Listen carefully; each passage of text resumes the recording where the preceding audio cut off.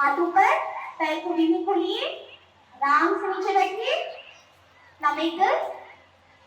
Touch the floor, touch your eyes. सामने हाथ, ऊपर, चेहरे के सामने, नीचे, और फिर आराम से खड़े। Very good.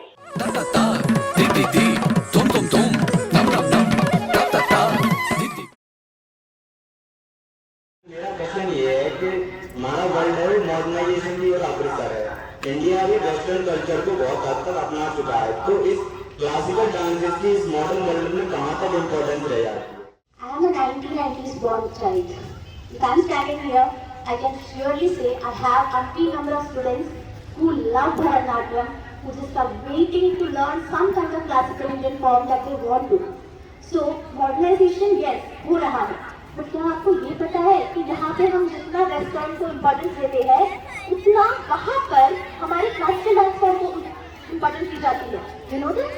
There are so many dancers who are not of Indian origin, who are coming to India, who are learning this dance form, who are accepting their citizenship as an Indian, leaving their American passports, and settling here so that they can continue this journey of culture. हम ज़्यादा importance western dance को दे रहे हैं। That's not wrong in giving Western dance importance. It's fine in its place, but it shouldn't be at the cost of losing our own culture. क्या means होता है अपना dance में? See, expression के बिना dance is incomplete. It's not dance if you are not feeling it, if you are not trying to express it. The most important thing is जितना आपको अच्छा लग रहा है डांस करते हुए, उस चीज़ को बाहर दिखाओ।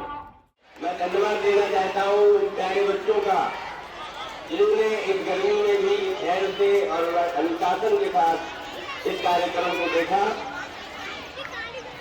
जिसकी वजह से ये कार्यक्रम सफल हुआ।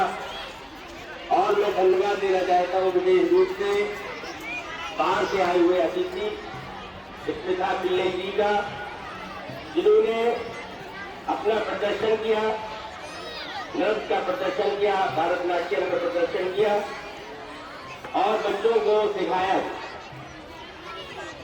और मैं धन्यवाद देना चाहता हूँ रजत गोयल जी का, जो उनके साथ आए और इस कार्यक्रम को सफल बनाया।